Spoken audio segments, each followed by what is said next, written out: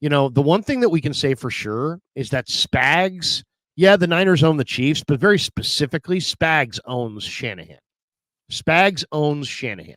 Yeah, you said Niners own the Chiefs. I think you meant the other way around, and you're right. I mean, right. The Chiefs own the Niners, but it's really specifically Spagnuolo owns Shanahan. Totally. And he owned, and they just totally dominated the 49ers. And then when you mix in a 55-yard return, you're not stopping the run. You're down CMC. Then Debo shows up sick. Then Ayuk gets knocked out with an ACL. There's no there. I mean, Kittle said it. It's the fourth quarter. I'm looking around the huddle, and there's no CMC, and there's no JJ, and there's no Ayuk, and there's no Debo, and it's Ronnie Bell, and it's, Chris Conley, and it's, nothing against those guys, but an entire roster of those guys, it's like, right. Look, they lost a lot of their weapons. Larry, the only benefit of the doubt I'm willing to give the 49ers at all is it's got to be closed to hard. It's hard to close the gap against the best team that is defining the era that we're living in. When you got Ronnie Bell, Chris Conley, Jacob Cowing, and Ricky Pearsall out there in patterns, it's tough. They were up against it, but before they got up against it, they did so much to win that game in terms of just suppressing Patrick Mahomes. That is the worst passer rating of Patrick Mahomes' career, and the 49ers still can't beat him. It just shows you what matters about moments. You can struggle through a game, but when the moment is there, you have to meet it, and that's where I want to start today's show, Larry. Because, there's a million content creators out there, and there are a bunch of fans, and I see a bunch in the chat that no matter what happens, like whether the Niners win or lose, everyone's like, fire Shanahan, fire Shanahan, fire Shanahan, blah, blah, blah, blah, blah, blah. Criticize him on days where the criticism doesn't really have any merit to it. Today is a day where criticizing Kyle Shanahan does have merit to it.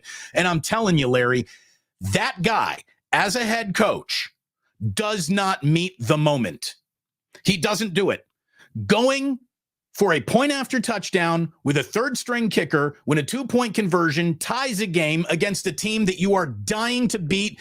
It is the biggest chicken shit moment of Kyle Shanahan's career. And instead of going for two, getting your 2-point conversion, tying the game, you got every single 49er fan and player on that sideline looking at the tips of their cleats, just like, fuck. What a cowardly moment.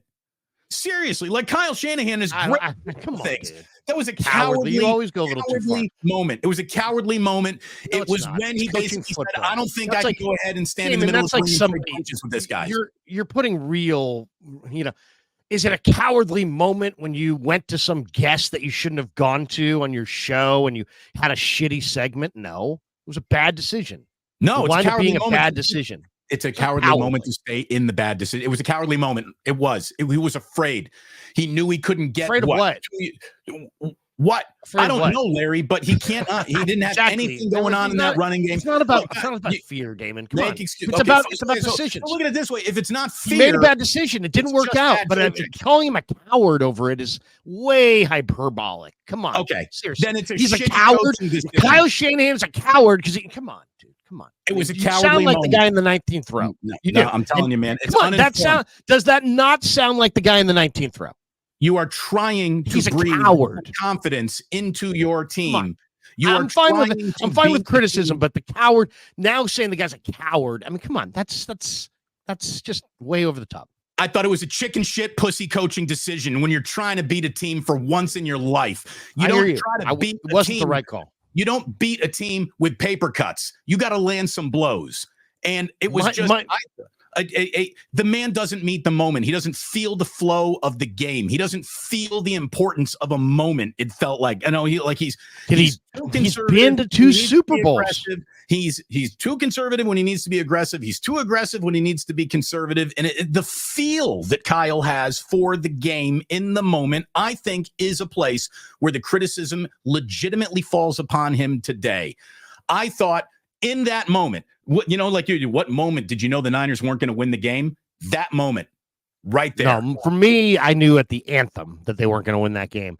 They don't beat this team. They just don't beat this team.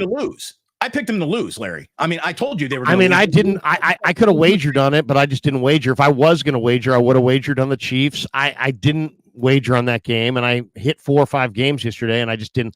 I left that one out, and I felt stupid driving home because I'm like, I knew the Chiefs were going to beat the Niners, but you know what? I just can't. I can't amend. I can't be doing pre and post and in all the whole thing and sit there and bet against the team. I'm not going to root against the team.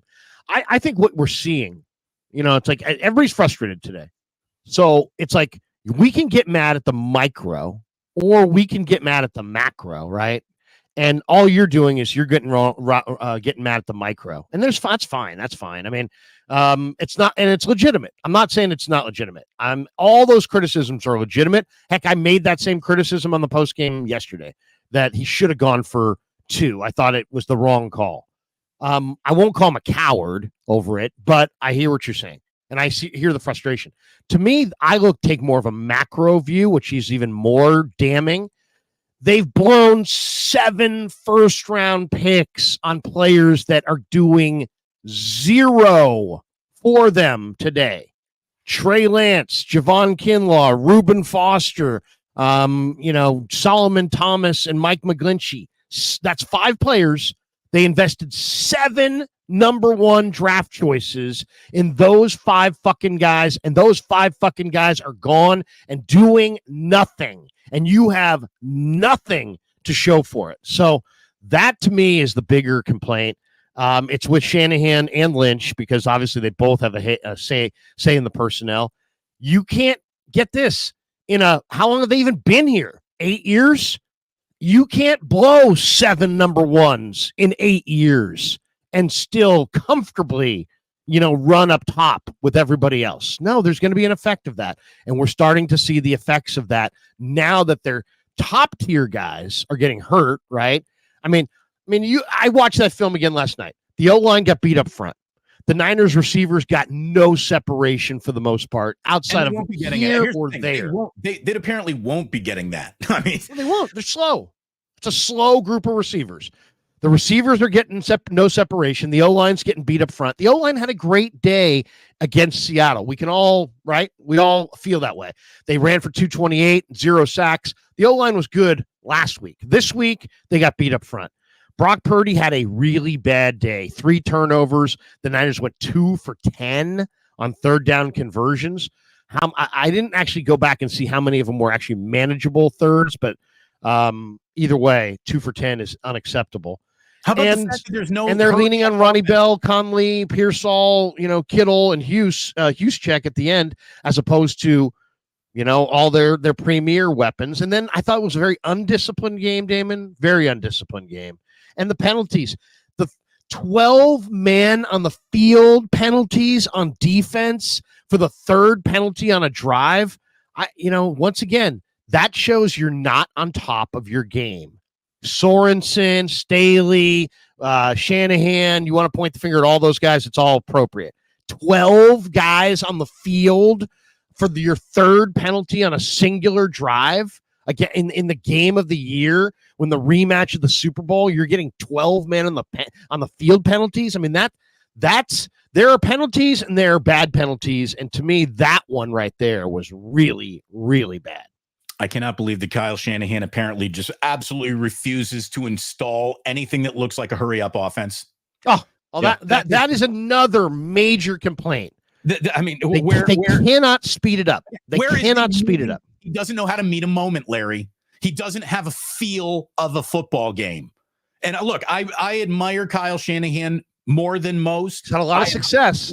Kyle Shanahan more than most. He's had an awful lot of success. He is on track to have the most regular season wins, the most regular season games coached. He's already 3rd all-time playoff wins for the 49ers as a head coach. Kyle Shanahan has an awful lot to be admired, but his feel of the game is maybe the reason why he never wins a Super Bowl if he's one of those guys who does not get it done. He just does not feel the game as it's happening and unfolding in front of him, or he's so on his own script. You know what I would wish? I wish that Kyle Shanahan either, again, this would reduce him to an offensive coordinator, but I love Kyle Shanahan's plays. I wish there were just someone else calling him out. And like this play action that he's doing with Purdy that everyone knows is just like a completely fugazi play action. There is absolutely no biting at it at all. Get your quarterback back under center, run some real play action passes. All this play action trickeration from the shotgun is fooling nobody. Everybody in the league is all over what Kyle does, and it's because everybody has studied Kyle so close. You don't, no one in the league is all over what the Tennessee Titans are doing because nobody studies the Tennessee Titans to get better. Kyle gets studied to get better, and everybody knows his tendencies, especially Steve Spagnuolo, as you said. Just total ownage, Andy Reid, and Patrick Mahomes, who did not play well yesterday, played well enough in 4 or 5 game-altering plays to be the difference. And that's where it ended up. I mean, to me, again, I could harp on this 2-point conversion the entire fucking show, but I know you don't want to do that. But I could, Larry. Well, I mean, it was a gaff for sure. I don't think it was the biggest gaff. To me, the biggest gaff was something that nobody's even going to mention, and that is that when the 49ers were driving down before the last turnover, they were going so slow. I did mention that. I did. As far as offense, let's go. Yeah, but I mean, that to me is the bigger issue. The lack of any ability to have any kind of a hurry up offense is supersedes. Hey, early in the game they should have gone. I mean, when I'm saying the Niners should have gone for 2, that was early third quarter. That was only the 49ers' 8th total possession. Let's see. It was the beginning. It was the Niners' first possession.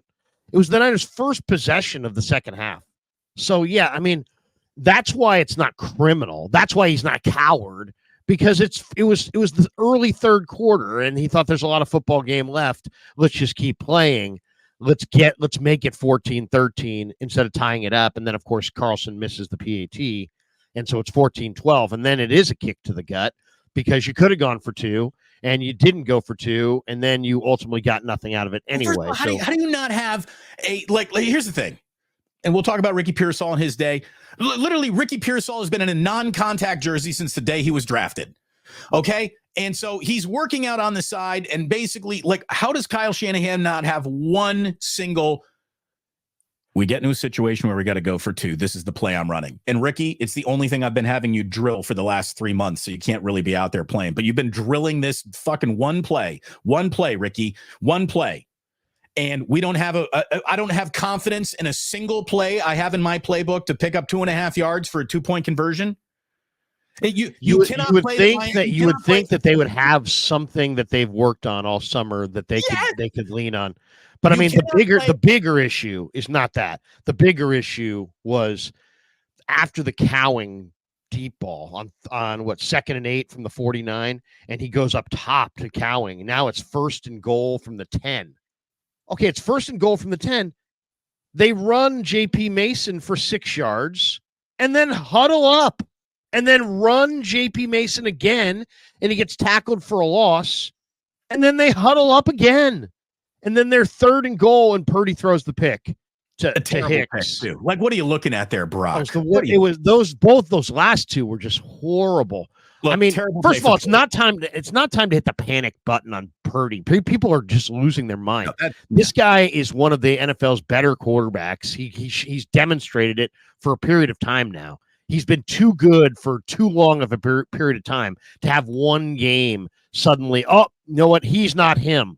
But it was the worst game of his career. He did throw 3 interceptions. He did complete just 17 of 31 passes. His accuracy yesterday was all over the place. He threw a couple of dimes for sure, and there were a couple dimes in there. The one that he threw to Ayuk that Ayuk dropped was a total dime. That was another crusher that ended one drive. But 2 of his interceptions were just horrible throws into windows that were not windows. And then when he went up top, when he had the long completion to Kittle, that thing's a touchdown if he leads him. On the long ball to Cowing, that thing's a freaking touchdown if he leads him. He underthrew both those guys. And they were waiting on the football. So it was not a good version of Brock Purdy. And in a game yesterday with no weapons against that defense, and Mahomes, you needed a solid B plus to A minus Purdy game, and you got a D minus F version of Purdy, and so you wind up losing the game. This is where I go back to that 2-point conversion. Like, use the data coming back at you. It's a struggle out here today. It is not happening. You are not in rhythm. Looking for the big play really far downfield is getting you more in trouble and behind the sticks than it is behind the Kansas City Chiefs defense. You've got to get in the moment where nothing has gone right up to this point in the game, yet you have a chance to tie it. You have to take that moment. And I just cannot believe when Shanahan passed on that moment, I said he doesn't believe in his own team, and his own team, I think, stops believing in itself in that moment. You got to want to beat the Kansas City Chiefs more than the Kansas City Chiefs want to beat you. And I didn't see that. It was like the Chiefs were the team that was trying to overcome the mountain that they couldn't climb over. And the 49ers were playing the Miami fucking Dolphins. Well, you know what it is that Mahomes is so good and Reed is so good that you can take away, Juju Smith-Schuster. You can take away Isaiah Pacheco. You can have Mahomes throw no touchdowns and 2 picks. He can play less than his perfect game, and they can still win. I mean, bottom line is the Chiefs ran the ball 39 times for 184 yards at 4.7 a carry. Yeah. When you have nearly 40 carries and you're still hovering right around 5 yards a carry, and it wasn't like there was a 50-yard run here. Hardman had 1 run for 20. Mahomes had 1 run for 33 yards, which is totally that's kind of his custom, is to have 1 long run. And Kareem Hunt's longest run of the day was 13 yards. And in the midst of that, they still got 184 yards at 4.7 a carry. So, I mean, and then you look around, Kansas City, was their leading receiver Travis Kelce? No, it was Noah Gray. Was their leading rusher or leading receiver from the running back position, Kareem Hunt? No, it was Samaje Perine. So, I mean, they even kept Xavier Worthy under 20 yards. I mean, I thought defending verticals was going to be a major problem, and they went up top trying to get verticals.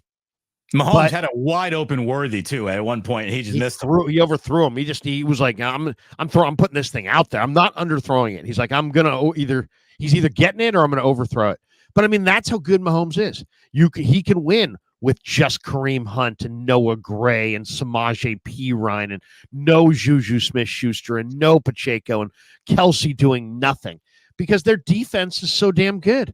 I mean, that's a hell of a defense that they have. Justin Reed, Nick Bolton, Leo Chenal, Karlaftis, Chris Jones. I mean, and then they a better player than I thought he was going to be. He's really good. He's good. Karlaftis has got a crazy motor. But I mean, even so, the Chiefs had 1 sack all day. 1. Karlaftis had that 1 sack. Other than that, he had 2 hits on the quarterback. They did a decent job of keeping bodies off of Purdy. But then Purdy also, there were some free runners at Purdy and hits that he took, and he tried to release the ball faster, and it burned him. But I mean, once again, what are the constants here? Purdy had a bad day. Okay. The constants are that their defense isn't good enough. They couldn't stop Kansas City in the red zone at all. Kansas City ran consistently right down their throat. I mean, where's their defensive line? Where's their linebackers? Devondre Campbell played a lot, right? He had 4 tackles. D. Winters played more than him, and he also had 4 tackles. So they missed Greenlaw in the worst way. Jair Brown, I thought, had a rough day. The 49ers are not as good as Kansas City. If they played Kansas City 100 times, they'd probably lose 99 times. I mean, the thing is, not only the 49ers not as good as Kansas City, they're not as good as the 49ers used to be. I mean, this is a team that is on a decline, and you can say, well, that is injury related. It was holdout related, whatever. This team's arrow is not pointed up, and at best it's pointed at the horizon. If we're being realistic, right now it's pointed down. It's not going to be stuck down. There are opportunities, but let me tell you, man. The Dallas Cowboys are desperate as fuck, and they got a week to prepare. And Mike McCarthy, jokes aside, he is not the worst head coach in the league. And if the Dallas Cowboys come in here and win next Sunday night, it is going to be an all 4-alarm fire, Larry. It's going to be a 4-alarm fire because you can't have it. Then you're going to be looking at a real opportunity where you look after that bye. It is at Tampa Bay, Seattle, at Green Bay, at Buffalo. You're a good 49er team would be lucky to go 3-1 in that stretch. So you're probably going 2-2.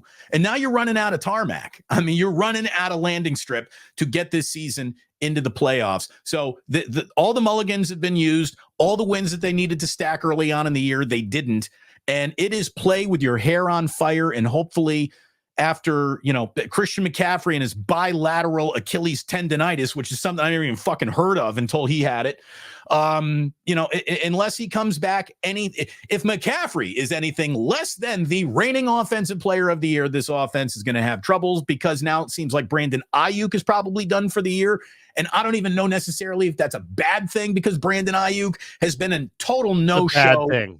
It is a bad thing, but I'll tell you what's a bad thing: the contract and what he is going to be if he really has a torn ACL. He is not a straight line speedster. He is a cut jitterbug all over the place type of receiver, and that is hard to come back from with an ACL problem. Oh, it's a fucking nightmare, because you just paid a receiver who now is going to be out for the entire year and may never be the player that he was because of the injury.